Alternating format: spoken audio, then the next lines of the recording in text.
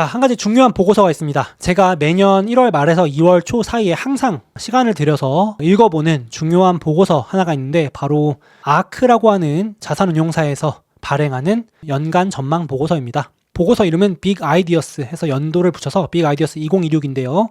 제가 이거 끝나고 리포트도 이제 카페에 공유 드릴게요. 그래서 같이 보시면 좋겠고, 거의 100페이지가 넘는 장편입니다. 그래서 그 내용도 엄청 무거워요. 사실 그래서 이 영상만 보셔도 충분하시긴 할 텐데 영상하고 리포트 같이 보시면 더욱 도움이 되실 거라고 생각을 합니다. 제가 제일 투자하는 데 있어서 중요한 것들 다 가져왔으니까 같이 좀 보겠습니다. 자, 일단은 제가 이제 유튜브 기준으로 보고서를 소개한 게 벌써 이제 5년 차입니다. 2022년부터 23, 24, 25, 올해 26년 차 보고서를 공유 드리는데 매년 이 보고서의 주제를 선정을 해서 발표를 하는데 과거부터 한번 보시면 2022년에는 이제 기술적인 전환점에 도달한 곳이 5곳이 있다. 유망 분야 5개가 있다. 그래서 그때부터 이제 캐시우드 아크가 5개 분야를 본격적으로 밀기 시작합니다. 그게 뭐냐면 AI, 로봇, 그리고 에너지 저장, 그리고 바이오, 어려운 말로 멀티 시퀀싱이라고 하는데 저는 이제 바이오 전문가가 아니니까 너무 어려운 용어는 못 쓰겠고 바이오라고 하겠습니다. 바이오 그리고 블록체인, 암호화폐 쪽입니다. 5개 이렇게 되는데 이제 22년부터 여기에 주목해야 된다 그랬고 23년에는 주식시장을 이제 이 5개 분야가 장악할 것이다. 길게 보고 가져가자 이렇게 얘기를 했고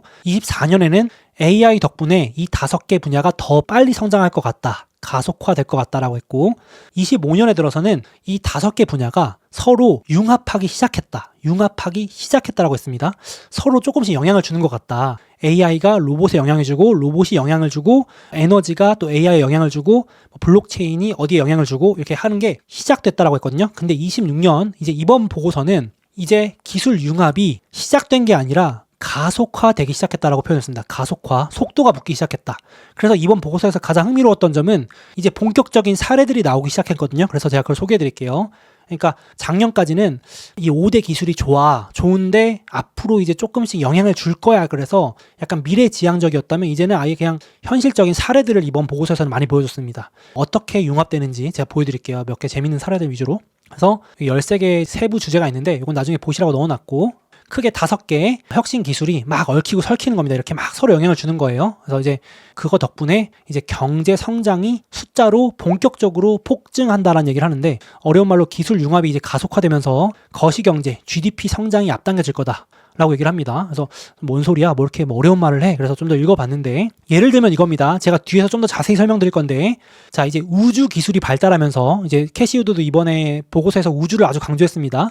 우주 기술이 발달하면서 이제 로켓을 재사용하게 되면서 그 머스크가 맨날 하는 거 있잖아요. 로켓 발사했다가 다시 거꾸로 내려가지고 다시 재활용하는 거. 그걸 재사용 로켓이라고 하는데 이제 재사용 로켓 기술이 엄청 비용이 저렴해지면서 이제 AI가 우주로 가기 시작한다. 이게 이제 우주와 AI가 섞이는 거죠. 옛날에는 우주 발사시키는 거에 몰두하고 AI는 AI끼리 따로 놀았는데 이제는 우주랑 AI랑 서로 상호작용을 하기 시작했다는 얘기를 하는 겁니다. 우주 데이터 센터, 이게 다 기술 융합입니다. 그게 이제 이런 기술끼리 얽히고 설켜서 엄청난 파급 효과를 내기 시작하는 게 올해 전년 대비 35% 증가했다. 눈에 보이기 시작했다라는 겁니다. 그리고 옛날에는 배터리, 에너지 저장 장치는 따로 전기차에 쓰이고 했는데 이제는 데이터 센터에 에너지 저장 장치가 활용되고 이런 것도 융합이라는 거죠. AI와 에너지가 섞인다. 이러면서 시너지를 내는 거죠. 쓰임새가 많아지는 겁니다. 그래서 AI 덕에 에너지도 좋고 에너지 덕에 AI도 좋고 서로 이제 말 그대로 정말 윈윈하는 거죠. 그리고 뭐 예를 들어서 이런 건 조금 어려운 내용이긴 한데 블록체인 상에 있는 개인 맞춤형 데이터를 통해서 이제 희귀질환, 개인 맞춤형 치료제가 개발이 된다. 이런 거는 이제 AI와 블록체인과 바이오 기술이 융합되는 뭐 이런 건데 저는 이제 바이오 쪽 블록체인 전문가는 아니다 보니까 조금 내용은 어려워서 이 내용은 바이오 블록체인은 조금 비중은 작게 가져가도록 하겠습니다. 나중에 한번 읽어보시라고 참고로 넣어놨고 그래서 이런 것들을 기반으로 제가 뒤에서 예시 좀 더 다양하게 들려드릴 거예요. 기술 혁명이 본격적으로 일어나면서 지금부터 본격적으로 GDP의 폭발적인 성장을 가져와서 2030년까지 글로벌 GDP가 연평균 7.3 성장한대요. 미쳤죠? 그래서 제가 여기 써놨지만 매우 낙관론적인 보고서임을 감안하셔야 되는데 어떻게 이렇게 자신감 넘치게 할 수 있는지 모르겠지만 여태까지 글로벌 GDP 성장률은 평균 3%였는데 2배 넘게 오른다는 겁니다. 그래서 아크 캐시우드가 이제 한 발언까지 제가 인터뷰도 넣어왔는데 1900년대까지는 0.6% 글로벌 GDP가 성장하는 저성장이었다면 철도혁명, 산업혁명 이후로 3%로 고속성장 5배 늘었답니다. GDP 성장률이. 우리는 모르고 있지만 옛날에 철도가 나오기 전에 살았던 분들과 우리는 벌써 속도가 다른 거예요. 근데 AI 혁명 덕분에 이것보다도 지금 우리가 느끼는 것보다도 2배 이상 더 빠른, 이것도 보수적으로 잡았대요. 캐시우드 인터뷰에 따르면 최소 2.5배 이상 증가하는데 그게 올해부터 당장 GDP가 폭증할 거라고 얘기하니까 저도 이제 뭐야 이러면서 좀 예시를 들어봤는데, 찾아봤는데 제가 앞에 보여드린 장표를 다시 한번 도식화한 겁니다. 농경 초기 시대에는 0.6 GDP 성장, 내연기관 이런 거 나오고 전기가 들어갈 땐 3% 성장, 이제 AI 시대가 와서 7% 넘게 성장하는 시대가 온다는데 야, 이게 말이 되나 하실 수 있는데 일단 조금 참고 봐주시면은, 먼저 가장 강조한 거는 우주였습니다. 제가 앞에서 잠깐 말씀드리긴 했는데 2026년 캐시우드 아크가 찍은 최대 화두이자 핵심 키워드 중에 하나는 우주이자 재사용 가능 로켓이랍니다. 이게 이제 스페이스X가 하고 있는 거죠. 그래서 지금은 AI 데이터 센터 땅에다가 짓고 있는데 곧 있으면은 우주에다가 짓는다.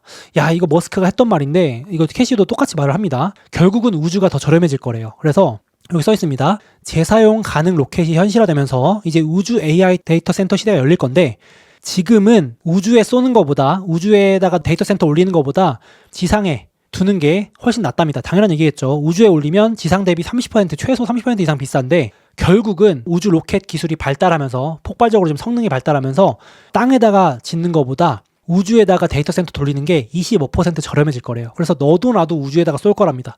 근데 아이러니하게도 AI 수요가 늘어나면서 우주 로켓 발사 수요도 늘어나면서 비용은 더 빠르게 절감. 그러니까 이게 기술 융합입니다. 옛날에는 AI 따로 우주 따로였는데 이제는 서로 좋은 효과를 내면서, 원래는 우주 지금 시장 전망이 11배 증가였는데 AI 데이터 센터 시장 증가 덕분에 60배까지 시장이 커질 것 같답니다. 이 우주 로켓 발사 시장이.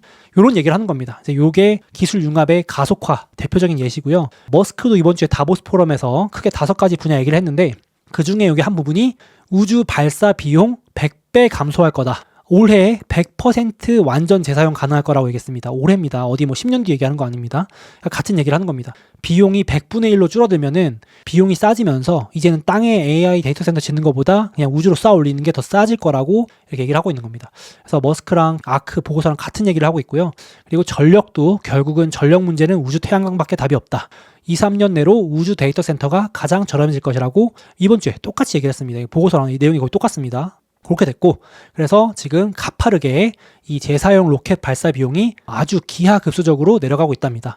여기 몇 개 쏠 때마다 비용이 쫙쫙쫙 내려간대요. 근데 안 그래도 지금 시장이 커지기 때문에 수요가 늘어나면 늘어날수록 우리 원래 규모의 경제 있잖아요. 그래서 쭉쭉쭉 비용이 내려가면서 머스크가 이번 주에도 다보스 포럼에서 3, 4년 안에 100기가와트급의 규모의 AI 위성을 쏘아 올리게 될 것이라고 표현을 했습니다.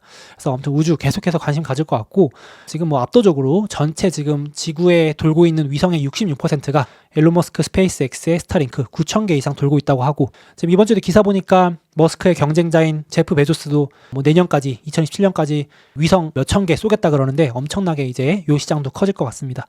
그래서 얘기 나온 김에 이제 우주 관련주들은 지금 트럼프 행정부에서도 밀어주고 있고, 올해 스페이스X 상장도 있고, 우주 발사체 시장도 비용 절감으로 싸지기 때문에 계속해서 또 관심을 받을 가능성이 높겠습니다. 나중에 따로 말씀드릴 거지만 올해 달 탐사 프로젝트, 2월에 아르테미스 프로젝트도 있고 여러 가지 많습니다. 프로젝트들이. 그래서 계속 우주 관련주들 좀 들썩일 것 같고, 아크에서 만든 우주 드론 ETF는 아크X 있습니다. 그래서 이것도 올해 계속 주목받을 것 같고, 또 그리고 다른 예시가 뭐가 있냐. 우주는 알겠다. 근데 우주는 좀 공감이 안 된다. 너무 먼 미래 같다.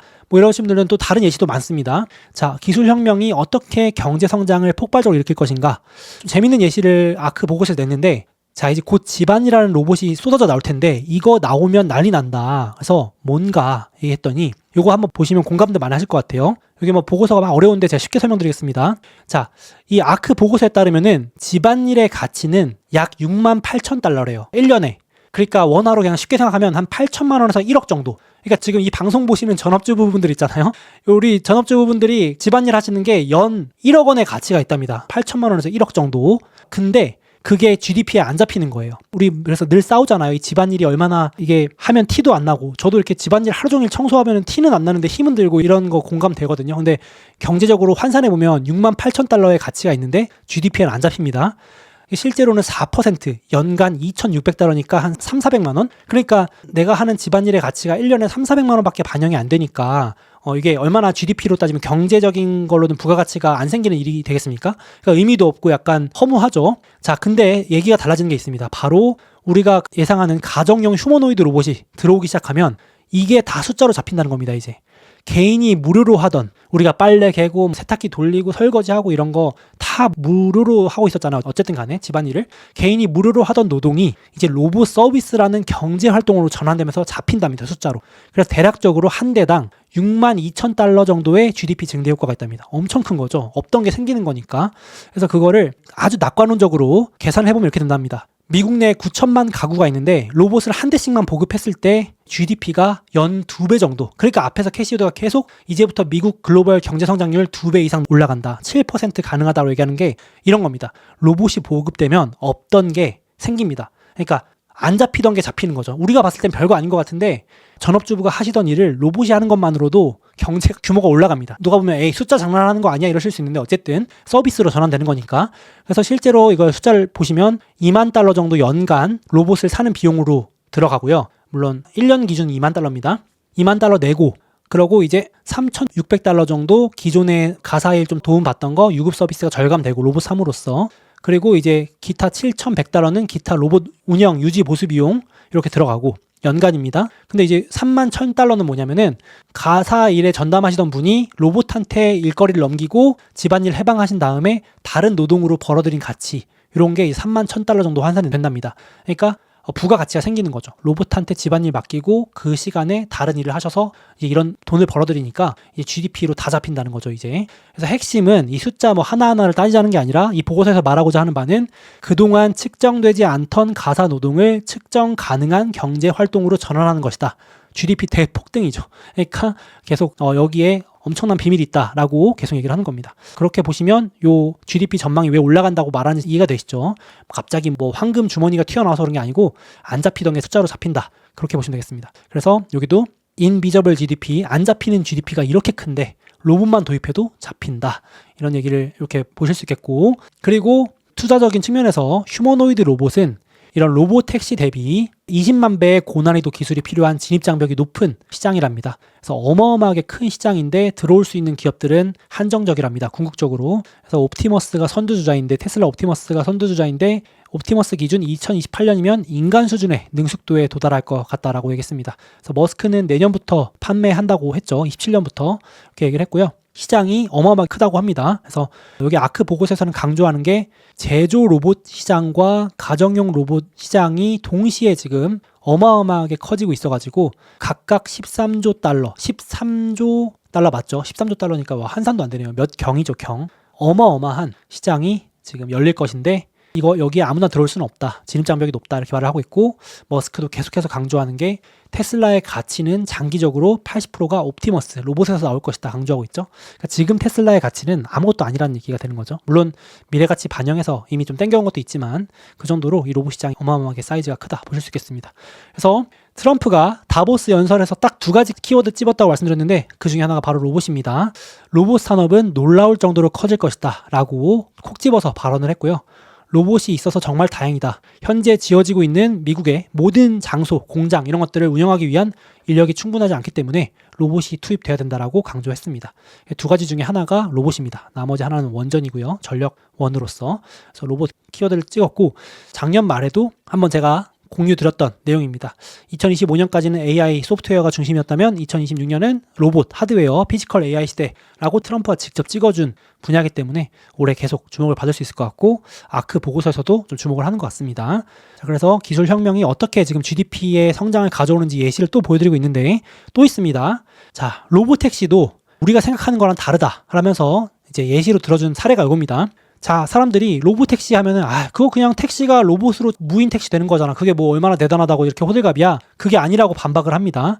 경제 규모를 어떻게 폭증시키는가 이렇게 4가지로 크게 바뀌는데 로봇택시라는 혁신 기술이 등장하면서 일단 기본적으로 자동차를 이제 사람들이 많이 교체할 수 있게 하는 것도 경제 성장에 도움이 되고, 그러니까 쉽게 말하면 그냥 자율주행이 안 되는 자동차 타시던 분들이 자율주행 기능이 되는 자동차로 바꾸게끔 하는 유도도 있는 거고, 그리고 활용도가 8배가 늘어난답니다. 개인차는 활용도가 하루에 4에서 5%. 생각해보면 저도 출퇴근할 때 빼고는 자동차를 거의 그냥 주차장에 세워놓으니까 활용도가 매우 낮은데, 이제 이게 알아서 자율주행으로 굴러다니니까 활용도가 5, 60%까지 올라가서 8배가 늘어난답니다. 이것도 다 경제적인 효과, GDP에 기여를 하게 된 셈이고요.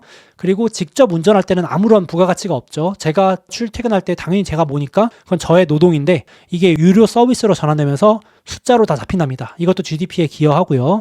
역시 마찬가지로 제가 운전할 때는 운전밖에 못하는데, 이젠 무인 자율주행이 되면, 로보택시가 되면은 그 시간에 제가 자든 휴식을 취하든 다른 일을 하든 뭔가 생산적인 일을 할 수 있으니까 이게 다 GDP 숫자로 잡힌다는 겁니다.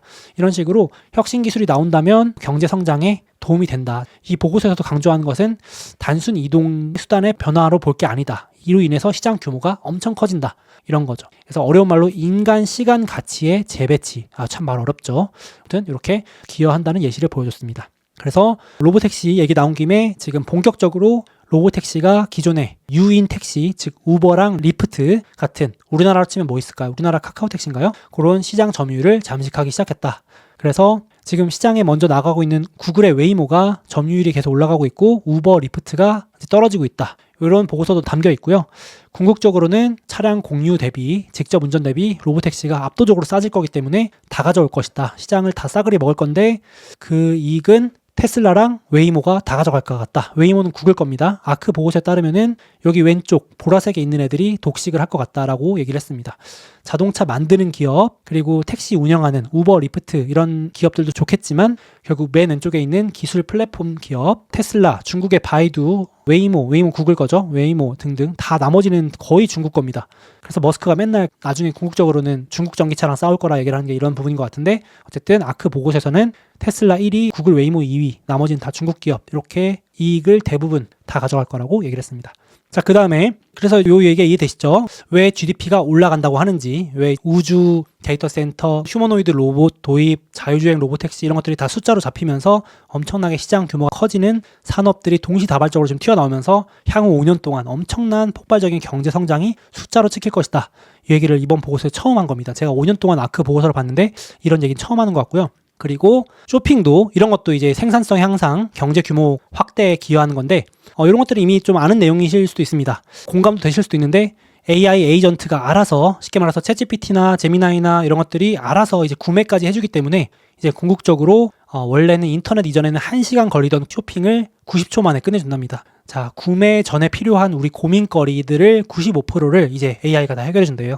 그래서 발견, 그러니까 뭐 사지? 부터 해서 비교, 그리고 의사결정, 뭐 쿠폰 없나? 카드 결제는 뭘로 하지? 이런 것들 이미 AI가 쩌라락 다 파악해가지고 구매까지 더 빠르게 하기 때문에, 원래 그 구매가 편리해질수록 우리가 더 구매를 많이 하잖아요. 우리 무슨 페이가 등장했을 때도 구매가 훨씬 더 손쉬워지니까 빨라지잖아요. 저도 이제 오히려 충동 구매를 막으려고 불편하게 해놓을 때도 있을 정도로, 네이버 페이나 저도 이제 무슨 페이 쓰면은 그냥 비밀번호만 입력하면 막 결제가 털락 돼버리니까 너무 쉽게 돈이 빠져나가니까 그랬는데, 이제 AI는 더 무섭게 우리 돈을 뺏어간다는 얘기를 하는 겁니다. 그래서 현재 2% 정도 AI 구매가 있는데 이제 5년 안에 25%가 AI 기반 쇼핑이라서 더 빠르게 우리 지갑을 털어갈 것 같습니다. 그만큼 쇼핑 기업들 수혜라고 얘기를 하는 겁니다. AI 기반 쇼핑 기업들, 구글 제미나이나 챗GPT나 다 수혜주가 되겠죠. 거기다가 저도 이제 이거 보고서 좀 알았는데, 아니 그 AI 구독료 벌어서 언제 돈 법니까? 라고 하실 수 있는데, 이 보고서에서도 AI 구독료는 미미할 예정이래요. 그걸로 돈 버는 게 아니랍니다.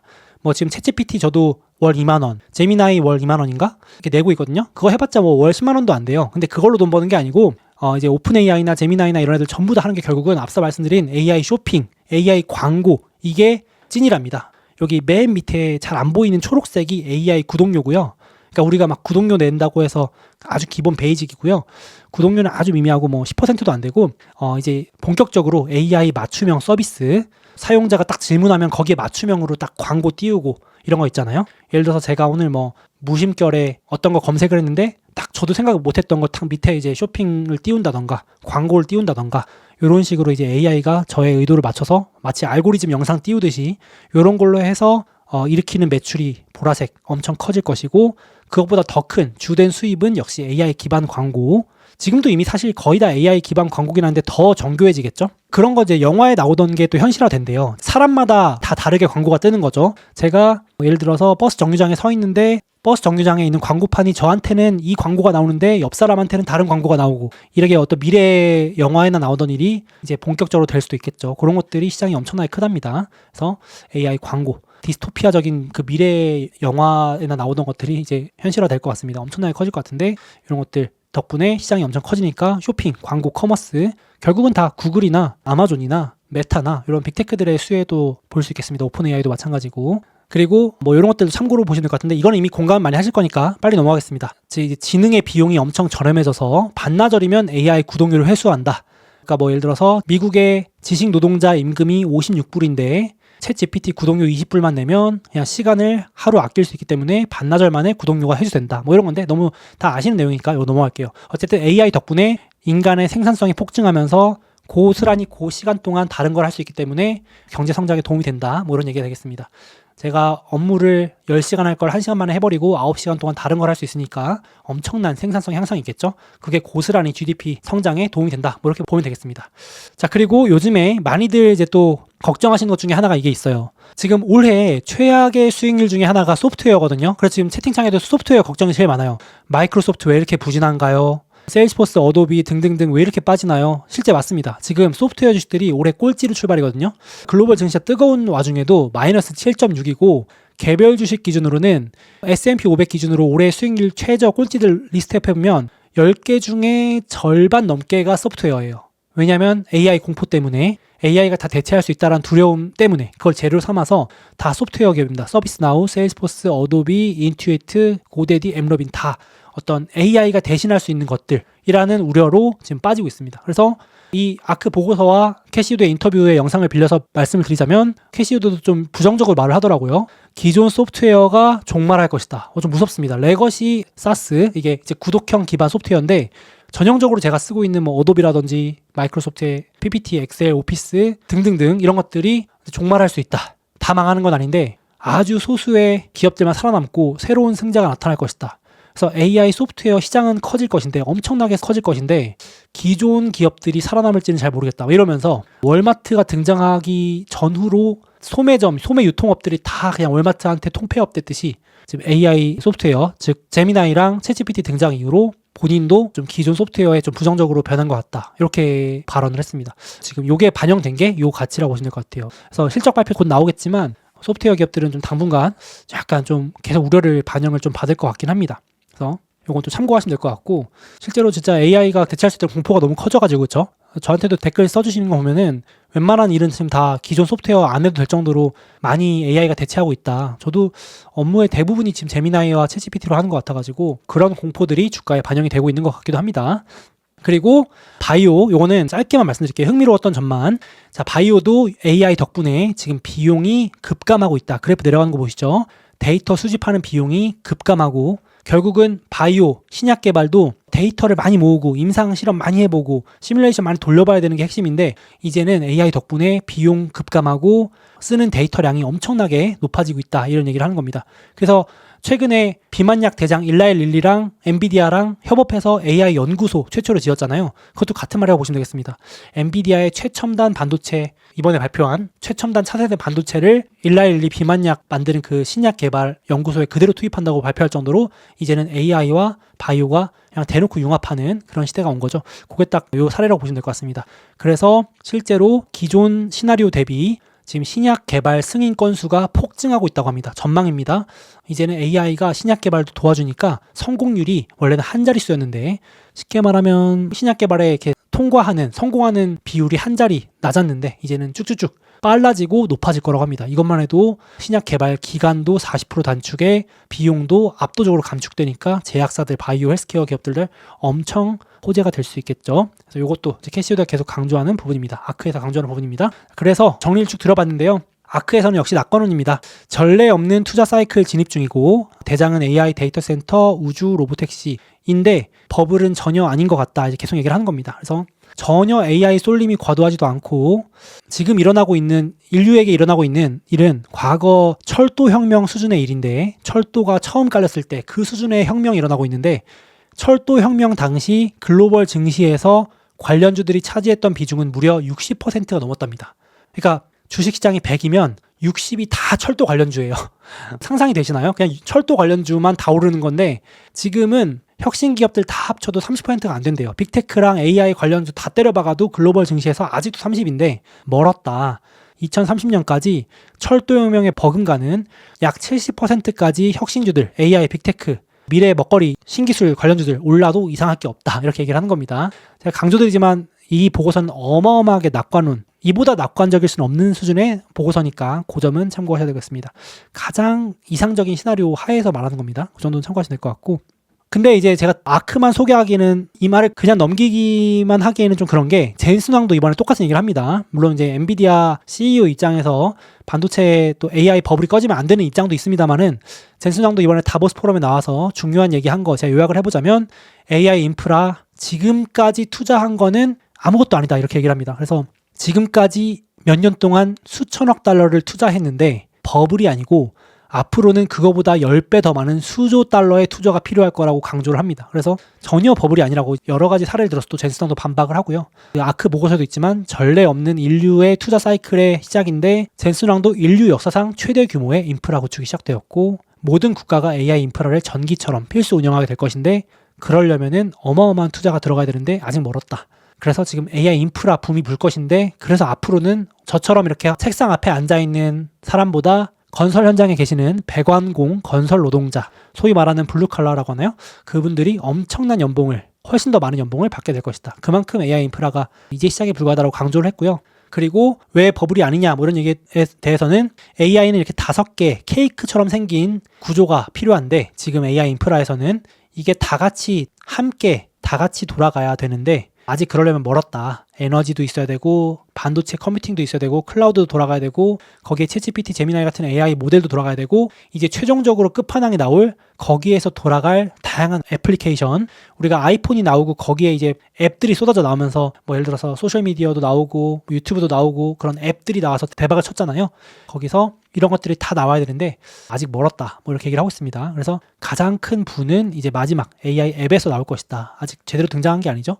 챗GPT나 제미나이는 여기에 들어가고요. AI 모델, 애플리케이션은 끝판왕, 뭔가 또 나올 거랍니다. 엄청난 또 뭔가 AI 기반으로 한 뭔가가 나오겠죠. 그래서 부는 여기서 싹쓸이해 갈 건데 애플 스마트폰이 처음 나왔을 때 이제 여러 가지 앱들이 등장해서 빅테크가 됐듯이 우량 기업이 됐듯이 그런 얘기를 하는 것 같습니다. 아무튼 AI 버블이 아니라고 계속 얘기를 하고 있고 이번 실적 발표 또 봐야겠죠. 저도 뭐 버블이라고 생각을 안 하는데요. 그냥 그걸 떠나서 이제 워낙 막대한 투자를 해야 되니까 오히려 비용 우려 이런 것들이 조정 재료가 될 것 같습니다. AI 버블이라고는 생각은 전혀 안 하고 있고 저도 투자는 많이 해야겠죠. 실제로도 젠슨왕도 전혀 버블이 아니라면서 한 가지 예시를 들어준 게 오죽하면 반도체 9버전도 가격이 오릅니다. 이러면서 예시를 든 게 요 장표인데 이게 엔비디아 최신 반도체가 지금 다른 모델인데도 구형 가격, 그러니까 H100이라고 하는 구형 반도체 가격마저도 오르고 있다. 이게 버블이었으면은 이런 것들이 내려가고 신형 반도체 가격도 내려가야 되는데 신형이 내려가기는커녕 구형, 옛날 것까지 찾는 수요가 늘어나고 있다 이러면서 지금 강조를 한 건데 제가 봐도 이게 이렇게 오른다는 얘기는 전혀 버블은 꺼지는 조짐은 아닌 것 같습니다.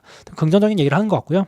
그래서 쭉 지금 아크 보고서 정리를 해봤고 이제 머스크도 다보스 포럼에서 로봇은 내년 말, 자율주행은 올해 말, 우주는 올해부터 당장 비용 엄청나게 감소할 것이고 AI도 올해 말 인간 없는 AI 나온다면서 엄청나게 자신감을 표명했습니다. 그래서 이게 다 이제 젠슨왕의 발언, 머스크의 발언, 트럼프의 발언까지 이렇게 함께 소개를 드렸고요. 그래서 요약을 해보자면 아크 2016 보고서 이제 한 장 요약 장표입니다. 그래서 이제 올해 5가지 기술, 유망 기술 강조했습니다.